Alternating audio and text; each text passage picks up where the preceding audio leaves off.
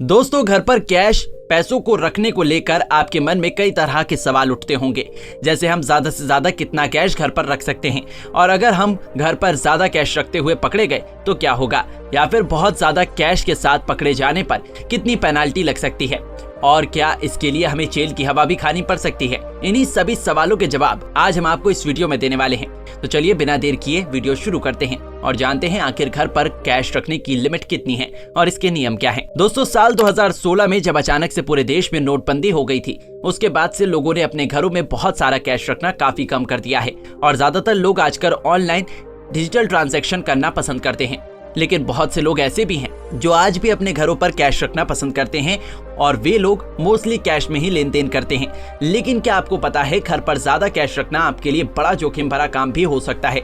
इसके लिए आपको भारी भरकम जुर्माने के साथ साथ जेल की हवा तक खानी पड़ सकती है। लेकिन घर पर कैश रखने के नियम और कानून क्या हैं? आइए इन्हीं को समझने की कोशिश करते हैं। दोस्तों, इनकम टैक्स के अनुसार घर पर कैश रखने की कोई लिमिट नहीं होती है। इसका सीधा सा ये मतलब निकलता है कि आप चाहे जितना चाहें उतना कैश अपने घर पर रख सकते हो, लेकिन आपके पास कैश की पूरी डिटेल्स और डॉक्यूमेंट्स होने चाहिए।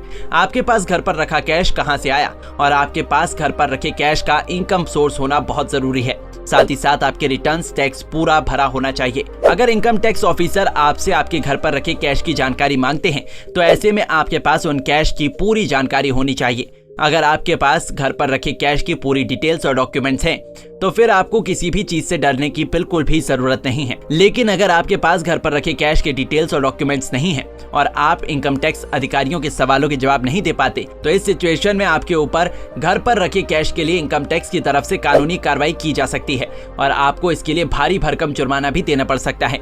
आपके घर से जितना कैश बरामद होगा आपको उसका 137% जुर्माना भरना पड़ सकता है। कहने का मतलब है कि आपके घर में जितना कैश मिला है वो तो जाएगा ही, साथ ही आपके घर से जितना कैश मिला है उसका 37% अलग से जुर्माना आपको भरना पड़ जाएगा। इसके अलावा अगर सजा की बात करें तो धारा 276 के तहत 25,000 से ज्यादा का टैक्स चोरी करने पर आपको कम से कम 6 महीने से लेकर 7 साल तक की जेल की हवा खानी पड़ सकती है। 25,000 से कम टैक्स चोरी में आपको 3 महीने से लेकर 2 साल तक की सजा हो सकती है।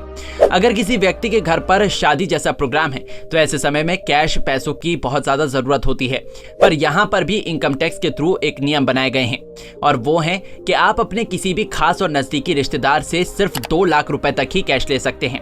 इससे अधिक कैश आप अपने नजदीकी रिश्तेदार से नहीं ले सकते और ना ही उनसे 2 लाख रुपए से अधिक का गिफ्ट ले सकते हैं। अगर आप उनसे 2 लाख रुपए से अधिक कैश या गिफ्ट लेते हुए पकड़े गए तो आपको उसके लिए 100% पेनल्टी लग सकती है। साथ ही साथ आप शादी जैसे सिचुएशन पर अपने दूर के रिश्तेदार से सिर्फ 50,000 रुपए तक का कैश और गिफ्ट ले सकते हैं।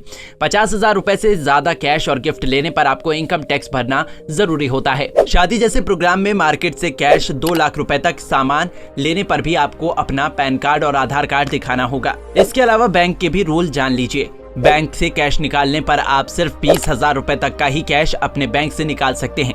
साथ ही साथ अगर कोई व्यक्ति बैंक से 50,000 रुपए या उससे ज्यादा कैश निकालना चाहता है तो ऐसे में बैंक में उस आदमी को अपना पैन कार्ड और आधार कार्ड दिखाना बेहद ही जरूरी है, तभी बैंक उस व्यक्ति को 50,000 रुपए या उससे ज्यादा तक का कैश पैसा दे सकता है। शादी जैसे प्रोग्राम में आपको हमने कैश से रिलेटेड जो नियम ऊपर बताए हैं, आपको उन सब रूल्स को अच्छे से फॉलो करना चाहिए, वरना आपको इसके लिए भारी जुर्माना और जेल जाने से कोई नहीं बचा सकता।